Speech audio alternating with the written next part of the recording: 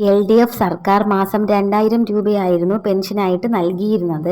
ഇപ്പോൾ കേരളത്തിൽ വാർദ്ധക്യകാല pension, വിധവാ pension, വികലാംഗ pension, കർഷക തൊഴിലാളി പെൻഷൻ എന്നിവ 2000 രൂപയാണ് ലഭിക്കുന്നത്. UDF അധികാരത്തിൽ വന്നാൽ അത് 3000 രൂപയായിട്ട് വർദ്ധിപ്പിക്കും. കേരളത്തിൽ ഏകദേശം 62 ലക്ഷം പേരാണ് ഈ ആനുകൂല്യങ്ങൾ വാങ്ങുന്നത്.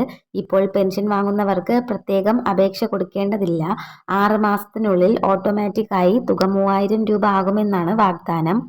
മറ്റൊരു പ്രധാനപ്പെട്ട അറിയിപ്പ്, കേരളത്തിലെ 1.7 കോടി സ്ത്രീകൾക്ക് പ്രായഭേദമില്ലാതെ KSRTCയുടെ ഓർഡിനറി ഫാസ്റ്റ് സിറ്റി ബസ്സുകളിൽ ടിക്കറ്റ് വേണ്ട.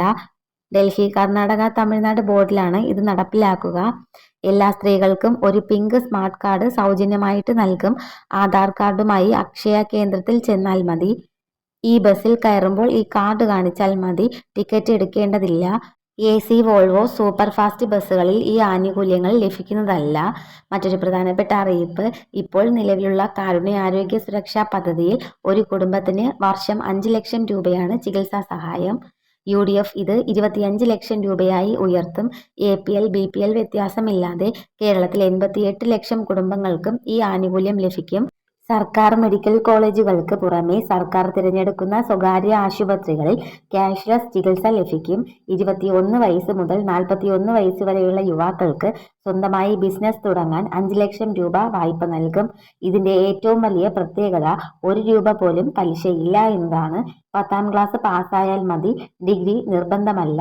നിങ്ങൾക്ക് വ്യക്തമായൊരു ബിസിനസ് പ്ലാൻ വേണം.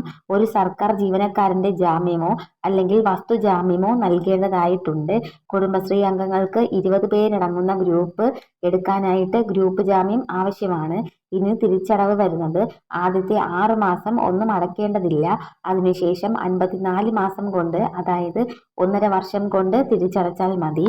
5 ലക്ഷം ലോൺ എടുത്താൽ മാസം 9259 രൂപ അടച്ചാൽ മതി. ബാങ്കിൽ നിന്നും 12% പലിശയ്ക്ക് ലോൺ എടുത്താൽ മാസം 6600 രൂപ പലിശ മാത്രം അടയ്ക്കണം. ഇവിടെ ആ ബാധ്യത ഇല്ല. 5 വർഷം കൊണ്ട് 2 ലക്ഷം പുതിയ സംരംഭകരെ ഉണ്ടാക്കുക എന്നതാണ് UDFന്റെ ലക്ഷ്യം.